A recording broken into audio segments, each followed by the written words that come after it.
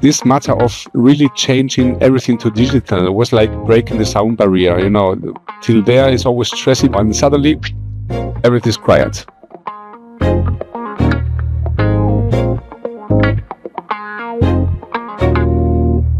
And hello everyone, and welcome to today's Innovation Spotlight, Digital Pathology. My name is Corina. I'm the head of marketing at Smart Media, and I'm very pleased to welcome you to this online session. Today, we will talk about one of the most discussed topics in pathology, artificial intelligence. But we will not look at AI just as a buzzword or as a distant future scenario. We want to discuss today a very practical question. Where does AI create measurable value in daily diagnostics routine? But before we start, let's a few words about the Smart Media for the one who not knows us. With our Pathozoom product family, we support pathology institutes, hospitals, universities and labs in moving from microscope-based workflows to digital diagnostics, to digital teaching and remote collaboration, and also to AI-supported workflows. One important principle of our solutions is openness. So our platforms are designed to work with different scanners, different workflows, and different AI modules. We believe that digital pathology should not lock labs into one closed ecosystem. Instead, it should give them the flexibility to use tools, technologies, and AI applications that best support their special diagnostic work. And this is exactly why today's topic is so relevant. AI is becoming and will continue to become an essential part of digital pathology. Not as a replacement for pathologists, of course, but as a powerful support system for standardization, efficiency, and more reproducible diagnostics. And that's why I'm especially happy to welcome today's guest. It's Matthew Burke from Visiopharm. Visiopharm has been active in the field of image analysis and AI for pathology for more than 2 decades, and is one of our partners in the digital pathology system. The company brings a broad experience in AI applications, biomarker assessment, routine diagnostics, and scientific validation. Yeah, and now Matthew, it's up to you. Would you like to introduce yourself before we start deeper into the topic of AI? Yeah, happy to. No problem at all. And thank you, Corina, for the opportunity to speak today. So yes, my name is Matthew Burke. I am the Senior Account Executive for Clinical Solutions for Visiopharm. And I've been working with Visiopharm for a couple of years now, but my experience with Visiopharm goes back over a decade. So I am a scientist by training, and I have a PhD in neuropathology, and I actually used Visiopharm software as part of my PhD many years ago. So I have a real true belief in the use of image analysis, its benefit for patient care and these kind of areas, etc. But it's been a real journey for myself to kind of come full circle and come from a kind of a user at one level a long time ago in a research field, through to then having the experience of I've worked in digital pathology for the last 15 years with a number of different companies, to see it coming into the maturity now from the, as you described before, Corina, where it was, the early ideas and how it's been used, to being really deployed now and routinely used. And we're seeing more and more of that, and really excited to share some of, our knowledge, my own personal experiences within this space as well. Yeah, pathology labs are facing increasing pressure from multiple directions today. What do you think? What are the biggest challenges right now, and where can AI help? Yeah, so I think it's, whenever I go into any labs across, Europe, as I travel around and speak and see other, labs, etc., everyone is seeing that growing demand that you describe. I mean, that comes in a number of different areas. It could be, a shortage of pathologists that is kind of causing that. But I also see it coming particularly with the workflow and the workload in the actual lab. So people are being asked to do more work, almost with probably less people, unfortunately. There is a lack of resources within the laboratory. What we see really, I think, around that is not, just the volume of the labs, but it really is that complexity. I have a couple of slides, that I can just kind of touch on just to give a little bit more kind of color maybe to this discussion as well. So I'll share my screen if that's okay, and we'll jump around, and they'll just be used really for reference. But as I say, I think it's really that kind of complexity that we see, with that aspect. And many people on this call will appreciate this, I hope, with how we're seeing predictive markers coming in now. So it's not just the kind of case load, but it's actually that complexity. It's great that we now have these kind of treatments like Herceptin, like drugs for lung cancer, etc., as well, which are linked back to specific markers that come from pathology, like HER2, like PD-L1, etc. But it's not a case now of just saying yes, it's present, no, it's not.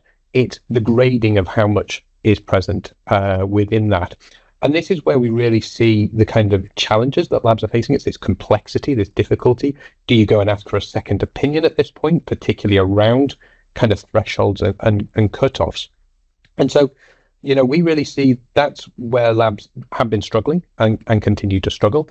There has, historically been, a lot of AI has been developed that's kind of focused on things like primary diagnosis, so in like breast cancer, for example, etc., which serves a really good purpose.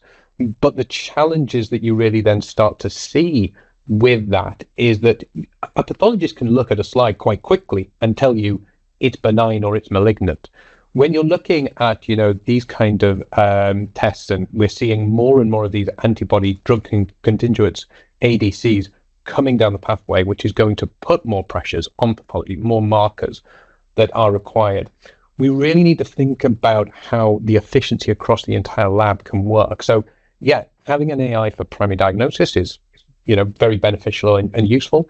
But we really see that the value can be in that kind of those difficult cases, as I mentioned before. So your HER2s, your PD-L1s, etc. in this space. And that can work in multiple different factors.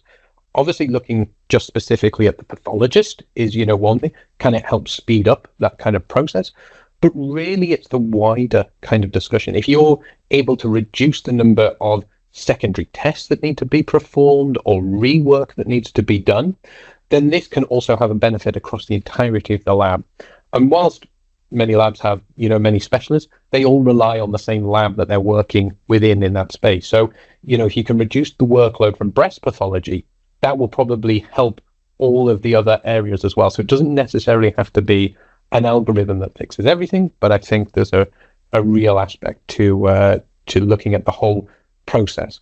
And again, I think that measurement of what is speeding up, often we talk about pathologists, how quickly do they review a case, but we should really look at the whole holistic overview of, as said, if you have to request a second opinion and you have to send out slides, or you even have to just find your colleague to touch on and check on something, it takes a significant amount of time to go through that process. And that might mean a patient misses out on an MDT meeting and can't start their treatment, for example. That really adds stress, to that to that patient. But also, I think it really builds the workload and the backlog that we see within labs. So we're very much focused in that area. And that's my belief, is that AI can really benefit in these areas predominantly. Yeah. I think these are very important points, because AI is often discussed in a very abstract way. But for labs, the real question is always, where does this actually support the diagnostic workflow? And one of the areas where this becomes especially valuable is the biomarker scoring, I think. And this is one of the most discussed applications. What do you think? How does it improve accuracy and reproducibility? Yeah, absolutely. So, I mean, Visiopharm has, a wide number of algorithms that have been clinically approved and our CIVD are released and have gone through that clinical validation. And I'll, possibly touch on some of that a little bit later. But we really focused on these kind of biomarkers. So we have the breast panel that you can see here. So your ER/PR, Ki67, HER2, and again, we also have the PD-L1 algorithm for non-small cell lung cancer.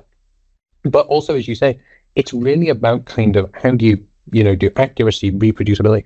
Well, AI is great because it follows specific rules. So, obviously you show, the algorithm an image today. If you take that image back in a year's time and run you will get exactly the same results in that case, right?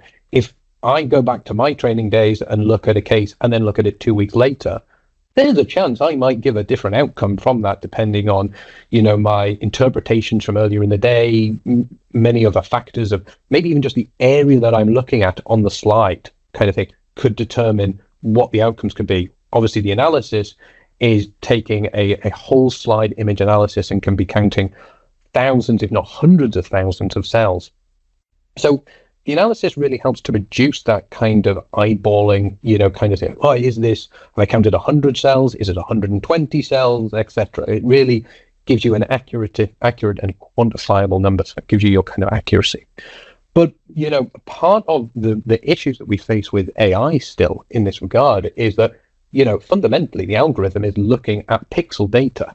Okay, so if, the staining or the image that we provide is problematic, difficult, etc., the AI is not perfect. It can't then, kind of determine what, the actual changes are or what the actual impact is. So, I'm sure, people have an overview on this and can kind of see. We can really kind of consider this and obviously take into the actual algorithms that we run. I think it's key as well that the algorithm really does run with that fully automated workflow. So again, from a, accuracy, reproducibility kind of element, if people have had experiences with AI in the past, Visiopharm used to have this situation, you would draw a region of interest yourself kind of thing. The algorithms now are much more automated and can, ignore the control tissue automatically. They can find, the invasive tumor regions, which is the area that we actually want to analyze and measure. So we're not kind of having that kind of aspect, but that helps very much with the workflow. Mm-hmm. But we also need to consider as well, as I said, it's that kind of staining consistency. So for IHC and for biomarkers that we're looking at, it's very easy for, to look via eye, like in this image that you can see here, where you have a significant difference between your staining. One day is weaker, one day is stronger, and you can make an interpretation about that. But I'm sure many people on the call will be, have this experience of their own, that the staining will change over time. Actually over quite short periods of time, and depending on the platform you're using, there are many different factors that can be. So daily you can actually have some variety, and currently we don't really manage this particularly or control for this very well. We do QC checks on our staining and say yes, it's stained, no it hasn't, but it's very qualitative. That qualitative assessment could change day to day by just sheerly the fact, Corina, if it's I look at the slides today and tomorrow you're on QC, what's your interpretation? Are we, in the exact same space? And so using AI and image analysis, Visiopharm has developed a solution where we're actually able to track and record how staining actually changes over time. And that can really help a lab to understand and really look into what is happening with those markers, which again, I think is a real forerunner for actually running AI and making sure that we are getting that kind of reproducibility. What, a platform like that can also do, so we have a platform called Corina Topics that does this, where we can provide scores against control material. And that can really, as I say, one, give you, you're getting reproducible results there in, the aspects that you say is acceptable. But also we can help a lab detect issues with the assays, with the protocols, maybe with instruments. And again, that kind of rolls back to, those kind of challenges that labs are facing. They're all under pressure. They're all trying to work through things, but they're not, that if the stainer's down, that might impact what they can actually do with their workload and all these other kind of bottlenecks. So, this platform has really helped labs across Europe to kind of identify those problems, really try to align up and make sure they're getting that standardization, reproducibility, and really full use of their platform as well. So you talk about the higher accuracy and consistency, and it's important for the patient benefit. What do you think? How does this translate into benefits for routine diagnostics? Of course, that's really the most important thing. That's why we're all here, right? It's to serve our patients. It's to make sure that the patient, particularly around these biomarkers, fundamentally, we're using these biomarkers to identify the patient to get the correct treatment. And again, that really falls back to the pathology department. But, equally within that, we know that, there are specific challenges that labs face. And, as said, we've got to look for those benefits. It's fundamentally, again, it's a different way of working, and these things have to pay for themselves. And so we have to look at, where there is actually a business case to, run these kind of algorithms. So one of the big challenges that we see in labs today is in HER2, and it's that kind of classic, having a high 2+ rate. And that's often caused by, pathologists wanting to do the right thing. They want patients to have the best possible opportunity to get that Herceptin treatment. And that 2+ is there as a kind of, guideline of, we will run a reflex test and see if that works. And that then really adds, a situation, because if a pathologist, or let's take it, the whole team that actually does the work, has to run that reflex test, for the, platform, it adds a lot of time to the actual case workload. There's costs associated with running extra tests and what have you. And what we've seen with our, HER2 algorithm is we're able to give a continuous quantitative measurement against every tumor cell within a sample. And from that, we're really able to get a quantifiable, agreed result at the end of it. And what we have done with our algorithm is we have optimized that against reflex testing, such as FISH.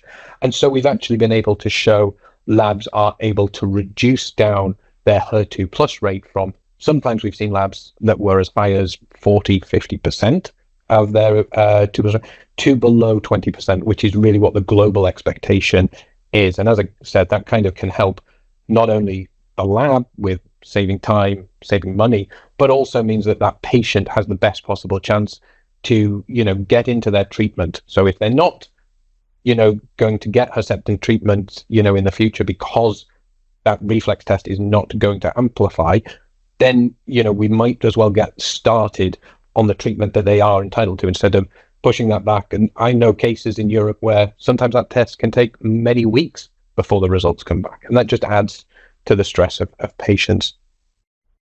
But we're also seeing as well today, within that, is the kind of thinking around HER2 low and ultra low. And this is becoming a real challenge for pathologists. They're not all having to report this today. It depends if HER2 has been approved within the market that people are working with. But there is no fallback like reflex testing today for HER2 low or ultra low. And so it's a real challenge for labs, how they're going to manage this. It's also, are they going to have to always get second opinions on these cases? How do we decide if these patients should get this treatment? Which is obviously very important. And there's been recently a publication that used the Visiopharm algorithm. So this is from UK NetQuest in the UK, where they worked with 16 expert breast pathologists who looked at a cohort of 50 breast cancer biopsies, and that kind of workload was particularly enriched for the HER2 low kind of cohort. And they said, okay, let's see what everyone thinks of these, breast biopsies. How does that work? What's the level of agreement? And I'm sure many of you who are on this call, and Corina, I'm sure your experiences as some of you pathologists, you put many pathologists in a room, you'll get many different answers, right? So that's exactly what you see in the data. And what you see is these kappa scores. So if you've got a kappa of 1, that basically means you've got absolute agreement. If you've got a lower kappa score, then you've got disagreement. And again, this is showing the range here at the moment of those cases. So in this enriched group, there is still some 2+, 3+, etc. So you can see that all cases come. So you have some pathologists who've got really good agreement at the top end, but equally you've got some who are a much lower level of agreement, some who will call it a 0 when it was a 1 when it was a 2, all of that kind of breakup. And what you can see here is that the algorithm comes, very nicely. It's in the middle of this kind of group, for all of those. And when we actually look at just the high level of agreements, we're really at that top end again. So it's really, 91% kind of level of agreements, where some pathologists are a little bit lower down on that space. And that's, in 16 of, the expert breast pathologists in the UK who reviewed these. This is, really the creme de la creme, the top of the top kind of thing. And they can't agree. So, it's going to be very difficult, maybe in a, hospital where you're not a breast specialist, or you don't even have access to that, where you then, rely on this. Again, the algorithm can give you something and a different way of interpreting this and looking at that. And again, in this study, we also found that factor that we mentioned before in regards to reducing the 2+ rate. So we saw 33% saving in ISH testing and time. Again, we can make this paper available. Even the best AI application only creates value if it can be introduced into the real workflow of a pathology lab. And so what do you think? What should labs consider before introducing AI into their diagnostic workflow? Yeah, absolutely. I mean, I think there's a couple of, of key things. I think you mentioned it yourself. I think an open system is critical. I work for Visiopharm, and, we have our algorithm. There are many of our algorithms on the market, and, you should be able to access it and, utilize those themselves. I think that is, important. I believe, but we have some really cutting edge algorithms, and they're great. I think one of the other aspects that we do see, I'm just going to jump forward on some of my slides, is really, again, the kind of the workflow is a key part. So prioritizing that kind of workflow. I kind of briefly touched on this before, but as I said, the system can work automatically within the platform. But really, it's that kind of, people always say, how long does the AI take to analyze? Really, as an end user, it shouldn't be a question, because what should really be happening, and we do with yourselves at Smarter Media, is that we can actually say we get the image sent once it's digitized, and then we can start the whole analysis process automatically without having a person hitting a go button or what have you. And we get an output that comes out and can be relayed back to the Smarter Media viewer. So I think that's a really kind of important aspect of it. It's really that kind of the workflow and those kind of parts. Another side I think that I would touch on as well when people think about it is people get often caught up by trying to do too much, I would say at first. So they try to digitize everything. And I actually think that there's a real benefit to kind of targeting certain specific challenges that a laboratory might have. So again, maybe it's like the HER2 kind of aspect, or PD-L1 or another marker, for example. I think there's a real side that, you don't have to be able to do everything to do something. You can start with, running a HER2 test and getting your analysis started on that. I think it's good to make a start on that. I think if a lab is starting as well in digital pathology, real key is to look at, that Qualitopics platform. If you're looking at how do you get that consistency? How do you measure that to start with? Because really everything is kind of downstream from there. And I think finally a real important aspect of, if you're looking to introduce, AI today, is really making sure that you're introducing, truly clinically validated, approved algorithms. So there's the IVDR directive, and it's really, is what people should be looking at for recognizing that an algorithm has gone through the rigors of that kind of clinical testing. There are a number of algorithms still on the market that are IVDD. These will have to either be upgraded, in the very near future, or they will be taken off the market. But I think, if you're putting yourself at risk today if you are looking at an IVD algorithm, even trusting that it will get over, purchasing an IVD and it'll get over that, benchmark by the time that the requirements come.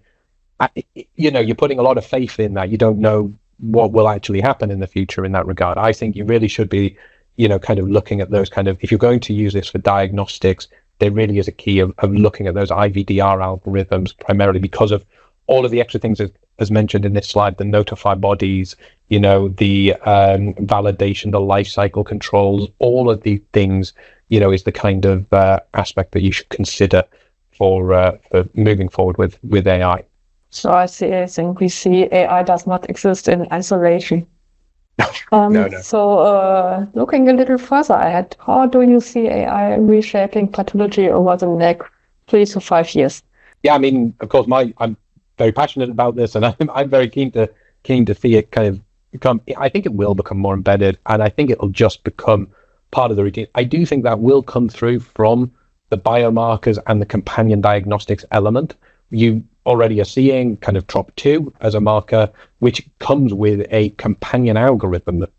This is going to become something that we will see in the future, that if a patient is to get X type of treatment, not only will they have had to use X biomarker to identify that, they'll need to use X specific algorithm. And I think that's really the angle that I see, kind of things coming in. But also I think that will then help pathologists that when PDL1 was launched, it took years to kind of understand the staining profile and all of this kind of, the algorithm can take a lot of that weight on kind of moving forward for labs. And I think that could be really beneficial for labs in the future. So I'm really, I've been in this field for 15 years, but I'm really excited about the future, what that then means for kind of precision medicine. And I really think precision medicine only will exist with precision pathology. So, we've got to become quantifiable. We can't keep living on eyeballing tests and kind of, I feel it's like this today, and 2 weeks down the line, maybe I, score it slightly differently because it's sitting on one or the other side of a threshold. So, I think there's some really exciting things to come in the future. So before we move into the Q&A, would you like to give us a brief overview of your AI store? So this can be found on physiopharm.com. You can go into our website where we have lots of excellent information and interest. So otherwise research, diagnostics as well. There is a specific app center, but I'm just going to focus on diagnostic and the CIVD apps that we provide, where you can kind of go in and have a look at the algorithms that we have here already and approved and good to go. So if I click on the PDL1 algorithm, you can see the app that we have and the steps that it follows through and the kind of scoring outputs that you can receive. And then obviously this can be supported through with integration with your smarter media platform. So hopefully this is a nice resource for people to come and have a look at and get some more information. Just to say, Corina, just to anyone that's on this chat who's based in Germany, I'll be coming to the conference in Augsburg next week. So unfortunately, I'm only there for one day, just due to personal reasons. Mm-hmm. But I will be there on Thursday, the 28th of May, and we'll be around the Smart Media booth and walking the floor as well. So if anyone would like to have a chat, would be more than happy to pick things up and maybe do some demos or something whilst I'm there as well. So if there are no questions, thank you very much, Matthew. This was a very good bridge from the broader discussion of AI into the practical side of the AI adoption. Thank you very much for sharing your insights. I think the session showed very clearly that AI in pathology is no longer just about technological potential. It's here and it's every day in our labs. A big thank you also to everyone who joined us today. We hope this Innovation Spotlight gave you a useful and practical perspective on how AI is moving from promise to practice in pathology. We will continue our Innovation Spotlight on digital pathology in the next month. And in June, the topic is our monitors, so our special monitors for pathology. And we will inform you about the date. And if you're joining us again, we would be very happy. So, have a nice evening.